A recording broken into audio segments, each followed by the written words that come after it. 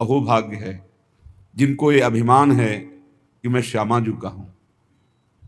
इस अभिमान में इतनी सामर्थ्य है, कैसी भी अंतःकरण की स्थिति हो, कैसी भी बाह्य परिस्थिति हो, वो ऐसे दिव्य रस को प्राप्त हो जाएगा जहां किसी साधना से भी प्रवेश नहीं होता। ये अभिमान आना कठिन है। हमारे माई श्यामाजू को अभिमान, जैसे किसी को धन का अभिमान होता है, विद्या का अभिमान, कुल का, बुद्धिमत्ता का, कई तरह का, लेकिन धन्य भाग है जिनको ये अभिमान आ जाए, हम श्री श्यामाजू के बल अभिमानी। श्यामाजू का अभिमान आ जाना ये परम पावन अभिमान है, ये त्याज्य नहीं है। जैसे गोस्वामी जी कह रहे हैं, ये अभिमान भूल कर भी हमारे हृदय से कभी ना जाए, ये भरा रहे कि सियाराम स्वामी हूं मैं उनका सेवक, अस अभिमान जाई जनि भूरे, मैं सेवक रघुपति पति मोरे, मैं सेवक रघुपति पति मोरे। हमारे माई श्यामाजू को अभिमान, ये अभिमान समस्त दोषों का नाश कर देता है। ये अभिमान उत्तम गति प्रदान करता है। इस अभिमान का फल क्या है? जैसे देहाभिमान में हम कभी शरीर का बैठकर चिंतन ध्यान करने की चेष्टा नहीं करते, हर क्षण स्वाभाविक चिंतन होता है, हर क्षण ये हमारे ध्यान में बसा रहता है तदात्म भाव से, मैं पुरुष हूं। देखो शयन के बाद जब हम उठते हैं तो इस तदात्मका का फल देखो कि हमको ये नहीं सोचना पड़ता कि मैं स्त्री हूं कि पुरुष हूं, मैं कौन हूं, वो तत्काल अभिमान जागृत रहता है। ऐसे ही जब भागवती का अभिमान होता है, जागृत स्वप्न सुषुप्त स्फुरत में राधा पदाब्ज छटा, भजन करना थोड़ी पड़ता है। ऐसे अभिमान वाले के हृदय में हर समय तदात्म भाव से भजन होता रहता है, पर ये बहुत कृपा पात्र के हृदय में आता है। ऐसा नहीं कह सकते कि बहुत साधना के बाद आता है, नहीं। असाधन युक्त, साधनहीन यदि वो कहीं भगवत कृपा से दुर्लभ बात महापुरुषों का संग पा जाए और उसके हृदय में बैठ जाए, मैं तो अब एक बात पकड़ लिया, कुछ बने न बने, मैं श्यामाजू का, श्यामाजू हमारी, बस मैं श्यामाजू का, श्यामाजू हमारी, ये अंदर बढ़ता चला जाए और ठसक बन जाए, ये ठसक बन जाए हमारे माई श्यामाजू को अभिमान। बहुत सुंदर। इसका तभी माना जाएगा कि आपके अंदर ये अभिमान आ गया है जब ये लाडलू की जीवन सर्वस्व प्राण है और हम आश्रित जनों के प्रति अत्यंत वात्सल्य सिंधु उमड़ता रहता है, दासी वत्सला कर ही राधा। इसलिए इस कलिकाल में और कोई विशिष्ट साधन बन जाए बड़ा भाग्यशाली, पर हम प्रणाम करते हैं उसको। हमें हमारा साधन भी श्यामाजू हैं और हमारी साध्य भी श्यामाजू हैं। अगर साधन और साध्य श्यामाजू हैं तो असाधनों की सामर्थ्य नहीं कि प्रवेश कर सकें, और जहां असाधनों का प्रवेश नहीं तो जीते जी वो जीवन मुक्त परम पद आनंद में है, उसे कोई परम पद और नहीं चाहिए। जो हर समय प्रिया प्रीतम को निरखता रहता है, हर समय उनके सुमिरन में रहता है, उनकी ठसक में रहता है, इससे बड़ा परम पद और क्या हो सकता है। इसलिए बहुत बढ़िया अवसर मिला है। श्री श्यामा श्याम के हेतु की कृपा से जो मानव देह की सार्थकता का स्वरूप है वो हमें मिल चुका है। सीधाम वृंदावन का आश्रय, रसिकों का संग, परोपकार की भावना, निरंतर नाम जप, ये सबसे ऊंची स्थिति में पहुंचा देगा। परोपकार की भावना और निरंतर नाम जप का अभ्यास, सीधाम वृंदावन का आश्रयवास, जो सौभाग्य मिले, इसी से बहुत अध्यात्म की ऊंचाई पर आप चढ़ जाएंगे। अन्य स्पर्श मत करो, अन्य साधन स्पर्श मत करो, इसी से आप आगे बढ़ जाओगे। सब साधनों का फलीभूत साधन है।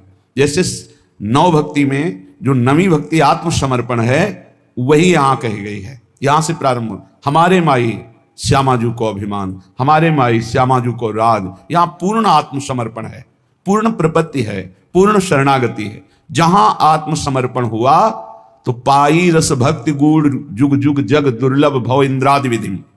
ये बड़े बड़े ईश्वर कोटि के लोगों को भी जो प्रेम लक्षणा भक्ति दुर्लभ है वृंदावन नित्य विहार रस की, वो राधा किशोरी के चरणों में आत्मसमर्पण करने से पाई रस भक्ति गूढ़ जुग जुग जग दुर्लभ भव इंद्रादि विधिम आगम अरु निगम पुराण अगोचर सहज माधुरी रूप निधिम।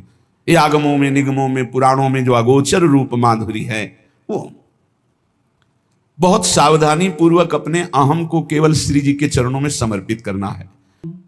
मैं कैसे महामहिम वृंदावन की महिमा का वर्णन करूं, पार नहीं पा रहा हूं, अगोचर महिमा है। ये पुरुषोत्तम प्रभु श्री कृष्ण को और लाडली जी को अपने अधीन किए हुए है, इसकी कितनी महिमा वर्णन करूं। जो अखिल कोटि ब्रह्मांड नायक परम पुरुष प्रभु श्री कृष्ण और उनके हृदय का मूर्तिमान प्रेम प्रियाजू इनको अधीन किए हुए हैं, फिर कैसे वर्णन करूं। वृंदावन की महिमा वर्णन करने में बड़े बड़े महापुरुष कंपायमान हो जाते हैं, प्रेम शिथिल हो जाते हैं, क्योंकि एक शोभा हो तो देखकर वर्णन करे, प्रतिपल नवम नवम शोभा। सबको आनंद प्रदान करने वाले प्रभु श्री कृष्ण आनंद समुद्र, और आनंद समुद्र को आह्लाद देने वाली श्री लाडली जू, और लाडली लाल को आनंद देने वाला वृंदावन, कैसे महिमा वर्णन करे। जब लालजू की महिमा को वेद नेति नेति कहते हैं, फिर राधा तत्व तक तो पहुंची नहीं वेद पुराण निगम आगमों की, फिर ऐसे श्री किशोरी किशोरजू को अपनी शोभा अपने आनंद से लुभायमान किए हुए है, ऐसे महामहिम वृंदावन का कैसे वर्णन करूं। पर इस वृंदावन में यदि धन के प्रति आकर्षण बुद्धि, पुत्र पत्नी आदि के प्रति जो ममता बुद्धि, वही प्रेम में नहीं डूबने दे रही, मुझे तापित कर रही। धन पुत्र कलत्रा आदि ममता ममतापदा, यही मुझे ताप प्रदान कर रही, नहीं तो वास मात्र से प्रेमोन्माद हो जाए। अतएव हे प्रभु, मेरे को ऐसी सामर्थ्य दो कि मैं परिवार के बीच में रहता हुआ भी परिवार से ममता ना करूं। पर ये बहुत जोर की बात, ये ममता ही प्रियालाल के चरणों में प्रेम नहीं होने देती, और जन्म जन्मांतरों से इसी धोखे में फंसकर कि ये हमारे हैं, ये हमारे हैं, ये हमारे हैं, पूरा समय नष्ट हुआ, मरे, फिर इस जीव अकेले यहां से गया, फिर किसी नए परिवार, नया रिश्ता। हे प्रभु, मुझे ऐसा बल दो कि मैं सबकी ममता का त्याग कर सकूं। ये श्री वृंदावन में विराजमान रास रासेश्वर, रास रासेश्वरी युगल सरकार से हमारा जो प्रेम नहीं हो रहा, उसका कारण है देह ममता, पुत्र ममता, पत्नी ममता, सुहृद परिवार ममता। अब जितना आपको समय नष्ट करना है इसमें कर लो, अगर सार्थक करना है तो जल्दी से जल्दी इस ममता को प्रियालाल के चरणों में समर्पित कर दो। ममता समर्पित कर दो, सब वैसे ही चलाओ जैसे चला रहे हो। ममता अगर श्री जी के चरणों में नहीं हुई, इनमें हुई, तो अंतिम बात जो हमें उन्मादकारी प्रेम चाहिए था वो नहीं मिलेगा। क्योंकि प्रियालाल के चरणों से जो हमारा संबंध है वो तो है, वो पर प्रकाशित होता है ममता होने से। एक अहमता ममता ये जग में है दुखदाई, ये जब श्री जी की ओर लगे तो होत परम सुखदाई। समेट लो, प्रवीण हो बहुत जल्दी समेट लो, मंद हो धीरे धीरे समेट लो, निकृष्ट हो समेट ही नहीं पाओगे, काल तुम्हें समेट लेगा। हमारी बात को समझ जाओ, कोई आ नहीं तुम्हारा, तुम नहीं हो किसी के, बस तुम एक अपने कर्तव्य को करने के लिए आए हो।